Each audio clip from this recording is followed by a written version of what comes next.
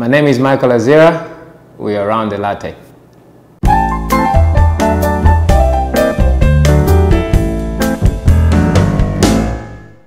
Tea? I like tea. I would say that my name is Micheal Azira. I'm from Uganda, Kampala. I came to America on a soccer scholarship. And I started playing soccer, and then the rest is history. Now I'm here, I'm married. I have 2 kids. One is Gabriel and one is Noah Grace. And my wife is named Callahan. My family, I would say, it was a little bit hard, but because amongst all my family, I'm the only one who managed to finish college, to go to school, and most of my brothers couldn't, my parents couldn't afford it.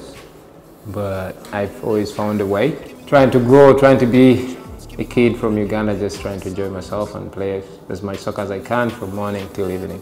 It's pretty diverse and it's big and has a lot of people. It's too crowded now, but I always found spots where to play soccer, because sometimes we could play in the streets, and when the cars stopped coming, we put goals in the middle of the road and we just play. And we always knew everyone in the neighborhood. So whenever we came from school at 4 p.m, we got together at around 5 o'clock and everyone comes to play. Mostly playing on my national team for the under-20. We won a championship, an East African championship, and then won some high school trophies, and I was able to play for I played in the academy for one of the best clubs in the country.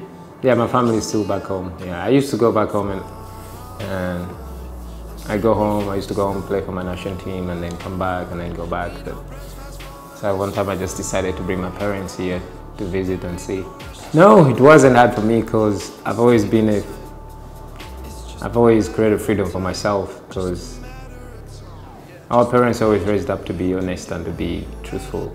So long as you're doing the right thing, you're not getting in trouble, you're good to do anything, whatever you needed to do, because they always knew I went to play soccer, and that always kept me out of trouble, because there's a lot of trouble around, people smoking weed and getting wasted and drinking a lot.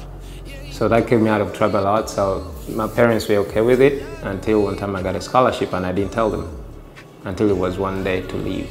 So I told them like today, and I was leaving the next day, and they were like, "Michael, no, why didn't you tell us?" I'm like, "I don't know, but I'm leaving tomorrow." They're like, no, but then, you know, that's one thing I told my parents, that I want to finish college before I could play soccer. But I found a lot of friends who always try to tell me that, you know, stay here. Why are you going to America? What are you going to do there? Stay here, we'll get you a pro contract to go to Europe and stuff like that. But I was like, no, if you really wanted me to go, I would have gone a while ago. But I want to go finish school, because I made a promise to my parents that I'll finish school. But they always worry where they're going to get the money from. So when I found a scholarship, it was something really good. You know, because even then I was in the national team when I had to leave the next day. So I talked to the FIFA president, the president of soccer in my country. I told him I'm leaving tomorrow. He's like, okay, that's fine. You can leave the camp and you can leave. So I went home, and so my parents first found out in the news that I'm leaving. They're like, Michael, so what's going on? I'm like, yeah, I'm leaving the next day. They're like, no way. And my passport was still at the embassy. So, but at the end they were happy for me and they were excited, and then they took me to the airport the next day, and here I am. Yeah, I like reading, and right now also I'm trying to take some classes. I'm doing a master's degree in sports management. But I like reading and doing outdoor stuff. I like to hike and be on a bike, go somewhere. And I haven't done anything yet. I'm trying to take my time to know the area, but I'm trying to focus on the game as well. But when I get some time, I'll go out and try to find out new stuff. In the long run, I would like to coach, you know. I believe in building relationships, and I like to give something to the kids, something that I learned. So I like to coach later in life after I play, and build a relationship with the kids and to see what I can help them to do and achieve in their lives. Yeah, because there's someone who helped me so much to get here. The guy I told you about, his name is Mr. Ken Davis, and then there's another guy, Henry. But I always ask myself, and how can I pay them back?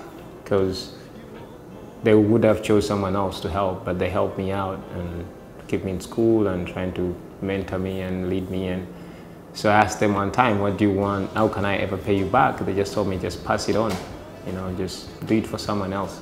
I don't know, but the thing is, I want to be treated, I want to treat other people the way I want to be treated. With respect, and we work with each other. You don't work for me, I don't work for you. And I said it's better to work with each other. So it makes everyone's work easy, and so we can move on. Oh man, let me see. I can say bonjour and then ça va, savez-vous, you know. C'est bon après-midi, bonne nuit, j'étudie, au revoir, you know. Things like that, you know. I love people.